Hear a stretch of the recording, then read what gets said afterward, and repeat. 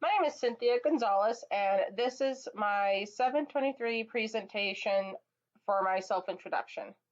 I want to first start with kind of how I got to my hopefully final semester of my master's program. Dating back from 2011, I first go into undergrad and I get a Bachelor of Science in psychology. Didn't really have an idea of what I wanted to do with it, whether or not I wanted to go into grad school or to become like a therapist or a psychologist, things like that. I knew I was more interested in the human services side of it. I definitely was not a lab rat, so to speak. My husband, we've been married for a couple of years, but he went a completely different course, and he is definitely that. Knew that was not my field, but I wasn't really sure where I wanted to go. So I found a job as a receptionist in an independent living center, which essentially they assist people with disabilities become independent in different ways, things like getting them mobility devices to help them move around the house or to get out of their home, things like that. Applying to programs, things like food stamps and social security so that they have a source of income, work on transition, finding work, things like that. I did that for a number of years. And at some point, that's around the time I meet my husband through that job actually, and we start talking about where we want to go from there. And we started looking into different certifications, licenses that I could obtain because I still wasn't ready for grad school yet. But I knew I wanted to do something related to human services and psychology. And we found a program through Utah Valley University called the Substance Use Disorder Certification Program, normally known as, shortened by SUDC. I think Illinois they call it a alcohol and drug counselor. I obtained this license and worked as kind of just like a counselor specifically for programs like recovery centers, inpatient or residential substance programs, things like that. Most of my time was spent as a counselor in a methadone clinic for those with opioid treatment center, and I got to see a lot of different things, a lot of things that, yes, gave me good experience, but also put a lot of stress. And I quickly found out that I was not meant in that field. Around that time, we started looking at other careers. And so my main question was, what's something that I can do for 20 or 30 years? I can't just keep bouncing from job to job to job and things like that. So I looked back and thought, okay, well, what has always been there for me for 20 or 30 years? And looking back, it was any kind of library was always there for me, whether in school, at the university library, or at home, my home library, and collecting, finding different books, materials, or in public library, which is where I grew up in Utah, had a very fantastic music selection. I went there on like a weekly basis, checked out 15 different CDs. It was great. It was a great way to spend some time. So I found, and in the county where I was living in, Salt Lake County, the library system there offered part-time librarian assistant jobs that was very flexible, and I could join in and kind of get an idea. And I did that for a year. The only reason I ended that was because I moved, an hour away, which is, if I could make it work, I would still be doing that job, even now. It was a great experience, and it definitely pushed me forward in the direction of librarianship. So during that time, one thing I did realize was, Utah, we have about 5 or 6 big universities. None of them offered an accredited Masters of Library Science program in the state. So I'm like, okay, I got to look out of state, online programs, what kind of stands out. Dominican University really stuck out to me. It was great, and so I applied there in 2023, and I kind of focused on a Master's of Library Science. I debated on going to the dual degree program, but I realized that I still want to stick with the human service public library side. So right now, I am hopefully in the last semester of completing the Masters of LIS and getting the Youth Services certificate on top of that.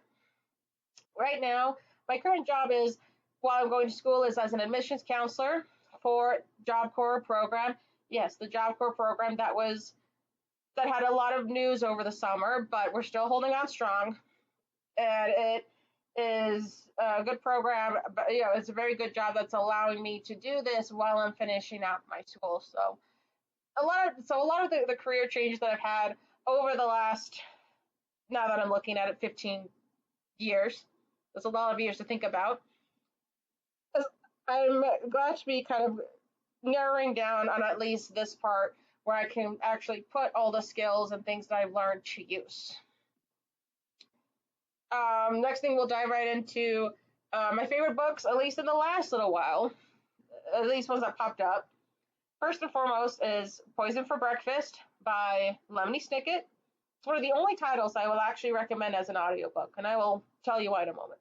The basis of the book is Lemony as the character himself this time instead of narrating someone else's story.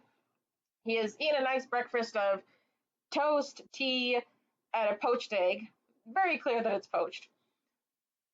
Only to discover that he may have been poisoned by one of these items. So he goes on a mini adventure around his neighborhood to figure out what of these items are the poison thing, and in the process also talks about philosophies, concept on writings and libraries and authors, things like that along the way. Going back, I would recommend this as an audiobook versus the printed one because it is narrated by the actor Patrick Warburton, who portrayed Lemony Snicket in the Netflix series of A Series of Unfortunate Events. I was watching the series and then I came across his book, so it pretty much was just pretending that Lemony Snicket was just reading the book himself. It was a very interesting way to kind of just have that character visually there instead of trying to pretend what his voice sounds like.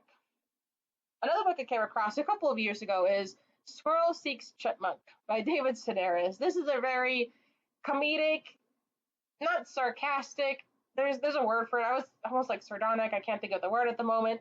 But basically, there are these short stories with different animal characters. They're the best way to describe it is toxic Aesop characters because they are very problematic characters in different ways. Yeah, and they ideally learn different life lessons along the way, but they're definitely not what I would say children's animal fables. Another one that I came across, this is a little more of a rarity. It's more of a, not novelty, but it's definitely a title that I enjoy having, mostly because of what it is. So it's titled Paper Dante. It actually is, it's not like a paper Dante, like paper in English. This is an Italian book. I found this in Florence earlier this year when I was in Italy for the book fair, for the Bologna Book Fair. Me and my sister, we spent the day in Florence. We came across this bookshop, and they had a whole section dedicated about Dante's Inferno. There are different retellings, different adaptations, different variations, editions, and the one that sticks out the most is the one where it's Dante as Donald Duck. Side note, the reason why it's paper is because in Italy they referred to Donald Duck as Papier Papinini, along those lines. So it more or less translates to Duck Dante or Donald Duck Dante. And it is exactly what you'd imagine. There's different, the first part of it is a retelling of Dante, and as a young child going through his adventures and meeting Beatrice and things like that as the Donald Duck in this wonderfully drawn illustration, as you can see by the cover. But the book also includes older comics that were made in Italy that were other retellings of Dante's Inferno by Disney characters. There's literally a scene where we see Donald, Goofy, and Mickey. I wish I could post it up here. It's the three trio talking with Dante, and Dante is scolding them because he feels they are interrupting his story. It was a whole mess. They go through all the trials and the underworld, but it has like Disney characters. Dumbo's in there somehow. I don't understand any of it because I know very little Italian, but it's just wonderful just to kind of look through the images and just see what's happening with these characters. So I decided to put in also a little doggy picture break. This is me and my husband, we have two dogs featured here. The German Shepherd, name is Erebus. He's our old man, turning 10 sometime in the next few weeks, sometime in September. The black and white one is our new edition of Ajax. We've had him for almost a year now. He's about 9 months. we're not really sure what he is, but as seen in the left hand picture, he has already mastered the puppy eyes. And again, but I will say, these photos depict a very cute side of their relationship. Although they were very much, we were hoping for like a big brother, little brother. It's more like little brother and old man who wants nothing to do with it. Think more like Carl and Russell from Up. That's these guys. Some notes about how I work and stay motivated during school.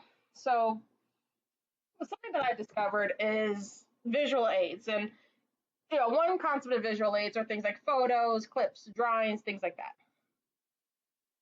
Another concept of visual aid is just being able to explain it so I see all of it at once. So like in a rubric where everything is laid out, or a syllabus where it talks about like the different parts of a program, if I'm able to see it all at once, that's also what I kind of interpret as visual aids. Is if I can visually see everything laid out at once and see what needs to be there or see what is there, take like a mental inventory, that works great.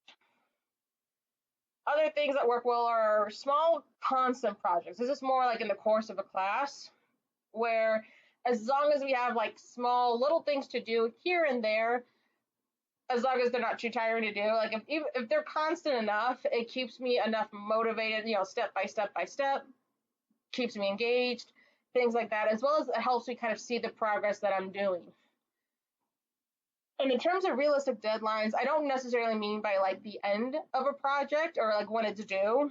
Like I've had experiences in classes where I've had a big project due, but there were assignments relating to the project that, here, do this. Okay, this is going to go into this next step, and then this is going to go into this next step. And that actually helped me kind of, again, stay motivated, keep me in thought of that project throughout the entire semester. Whereas other classes where they're like, okay, here's this big research project, here's what's needed, but there's not really like a follow-up, there's nothing else except here's the due date. I admit that I will tend to not so much procrastinate it, but I will say prioritize certain assignments over it. And I have caught myself doing that, putting other assignments that technically didn't need more effort, but because I had either a shorter due date or I was able to figure out what I needed to do in that one, I put that over those big projects where they just say, here's what you need to do by, in 3 months' time. Again, with presentations and kind of discussions, bold and short kind of sticks with me the greatest. I'd rather have like bullet points with like a discussion by the presenter and get those additional notes rather than just have everything put up on a PowerPoint at once, at least when it comes to like presentations and things like that. These are things that help me keep calm, collective, sane, however you want to put it. These are different things that I'm a huge fan of. I had to really be careful and like narrow it down, but I stuck with at least 4. So there's kind of two sides of this. One is the things that physically help me stay calm and collective, and that's I do different craft projects, things like different embroidery things, different small things, but the most stable one is cross stitch, which is basically making a photo of small X's. It's like a form of embroidery if you don't know it.